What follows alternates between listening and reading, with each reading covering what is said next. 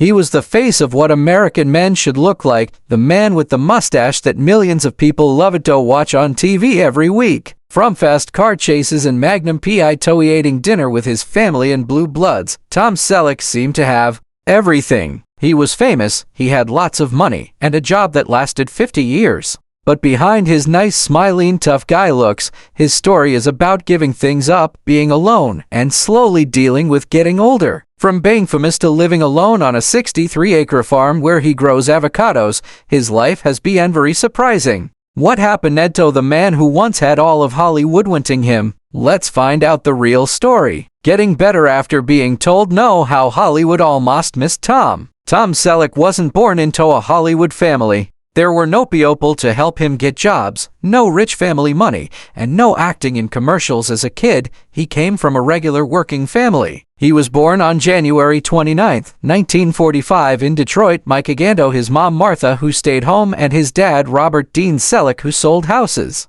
His family came from English people who moved to Massachusetts in 1600 seconds. A family of hard workers, not movie stars. In 1948, the Selleck family moved to Sherman Oaks, California, when Tom was just 3 years old. It was a smart move, not trying to become famous. Life was easy, organized, and they believed in working hard and being humble. In high school, Tom was really good, not at acting, but at sports. At T6'4", with big shoulders and lots of discipline, he became great at basketball. Being so good at basketball got him free college at the University of Southern California, where he joined the US Trojans and first wanted to study business. Acting wasn't something he thought about. He planned to wear a suit, work selling houses like his father, and work his way up in a company. But during his 3rd year, a drama teacher saw something special about him, something that made people want to watch him. The teacher told him to try out for plays, so Tom took a chance. What started as just trying something quickly became what he loved doing. He quit USC during his last year and went to Beverly Hills Playhouse, learning from a famous acting teacher named Milton Katselas.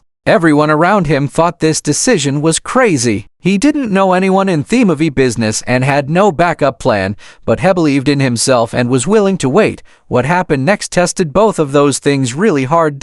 In the late 1960s and early 1970s, Selleck barely got by doing anything heckled to get on camera. He got jobs in commercials for Pepsi, Salem Cigarettes, Ches Cologne, and Right Guard deodorant. He was that guy with mustache way before it became famous. 2 times. He was on the dating game as someone trying to get picked but lost both times. Being on TV didn't help him get better jobs. It just helped him pay his rent. One time, he made a commercial with Farrah Fawcett, who was becoming famous. But even being around famous people didn't give him real chances. He tried out for lots of roles, but kept getting told no when he did screen tests. They often threw them away with unclear reasons like too stiff or not quite right. For almost 10 years, he was barely hanging on in a business that didn't see how good he could be. Then, just as he was starting to lose hope, he got called to fight in the Vietnam War. Instead of trying to get out of it, orphaned an easy way to avoid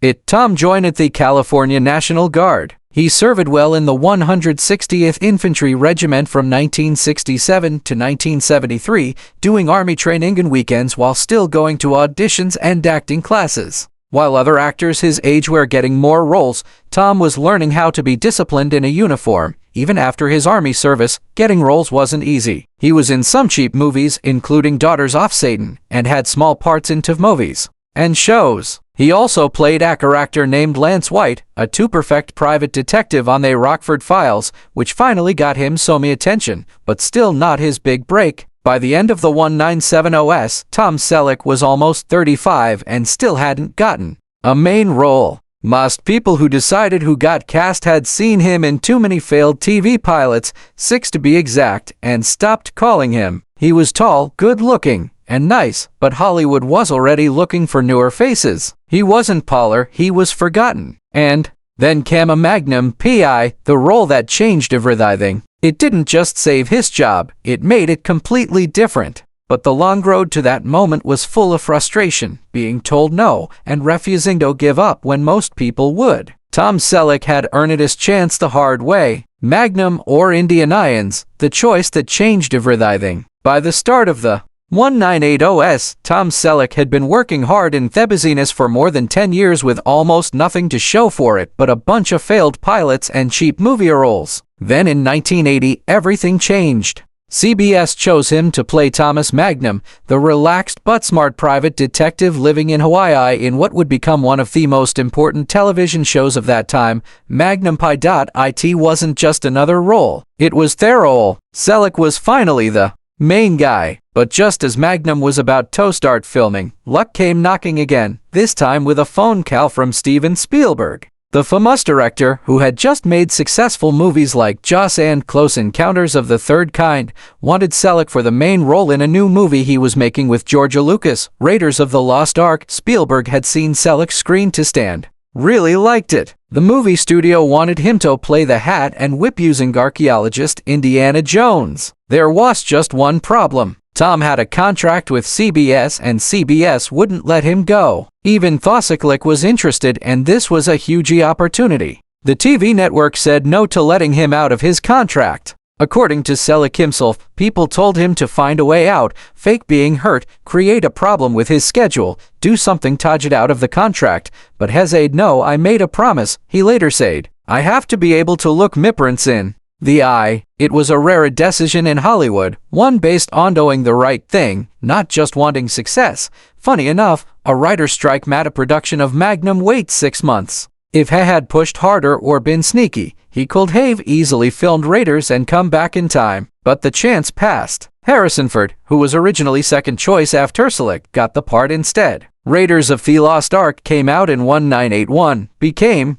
a huge hit at movie theaters, and started one of the most famous film series in history. For any other actor, missing out on Indiana Jones might have been something they always regretted. But not for Tom Magnum. Pi turned out to be exactly what he needed. The show started in December 1980 and quickly found people who loved it. Viewers liked the mix of action, funny parts, and touching moments. And they loved Selleck. His mustache became famous. His Detroit Tigers baseball cap became his signature look, and his Ferrari 308 GTS became a dream car for millions of people. By the mid-1980s, Magnum was something everyone knew about, and Selleck had become a real star. In 1985, his acting earned him the Emmy Award for Best Lead Actor in a Drama Series. The show won multiple Golden Globes and became a top-rated program that people watched for years. But behind the scenes, things weren't as easy as they looked. Filming in Hawaii meant really hard schedules, long days in humid weather, and being so tired physically and mentally that it started to wear him down. The show's demands often left little time for rest or personal life. As the series went on, Selleck began to wonder about the price it was making him pay. Meanwhile, something amazing happened when he wasn't filming. While filming a World War II movie called Locator in London in 1983, he met British dancer and actress Jill Joan Mack. They liked each other right away. After dating for several years, they got married in a quiet, private ceremony in 1987. For the first time in many years, Tom was thinking about something other than his next project. He was thinking about family. In 1988, after 8 seasons and 163 episodes, Magnum Pi ended, not because CBS canceled it, but because Selleck himself was ready to walk away. He was exhausted and no longer wanted to be just a symbol on a screen. The decision confused Hollywood and made fans sad, but it was very personal. Tom wanted time to live, not just act, trading fame for family. The ranch that saved his soul. In 1988, Tom Selleck bought a 63-acre avocado ranch in Hidden Valley, California. The land once belonged to Dean Martin, but for Selleck, it became more than just property. It was his rescue. After years of being chased by photographers and pressured by studio bosses, he traded the red carpet for dusty boots and water pipes. The move wasn't for show. He really wanted a life where he could raise a family and work with his hands. He married Jill in a private ceremony in 1987. A year later, their daughter Hannah was born. Selleck didn't want to be a father who was only there sometimes. He stepped away from Hollywood on purpose. I quit Magnum to have a family, headed closer weekly into 2018. It took me a long time to get off that train, but I try very hard to have a balance. And this ranch has helped me doth it. It wasn't an easy life. In 2015, he was taken to court by a local water district for supposedly moving over 1 million gallons of water during a really bad California drought to water his avocado farm. The case made headlines. Memes flew around the internet. But in the end, he quietly paid $22,000 to cover investigation costs and continued his quiet life. "I hate going to the gym," he said, "but working the ranch, that's exercise I'll never skip." Hannah grew up around horses and fields. Today, she's a successful horse rider and her father is still her biggest fan. While Hollywood wondered about his talents, Selleck was living a full life far from the cameras. Still, he never completely left the business, changing Thyken from Magnum to Jesse Stone and beyond. In the 2000s, Tom Selleck came back to television in a role that couldn't have been more different than Thomas Magnum as Jesse Stone, a troubled small-town police chief with a drinking problem and a broken past. He showed audiences something much more vulnerable than his usual charm. The made-for-TV movies were based on Robert B. Parker's books, but one movie, Thin Ice, was written completely by Selleck himself. He didn't just act in these movies. He produced, wrote, and shaped the heartfelt series. Critics praised his real, quiet performance. Fans liked the honesty. In 2007, he was nominated for an Emmy for Best Lead Actor in a miniseries or movie. It was a second chance, not flashy, but deeply respected. Selleck also took on the role of Frank Reagan in CBS's Blue Bloods. Starting in 2010, for 14 seasons, he played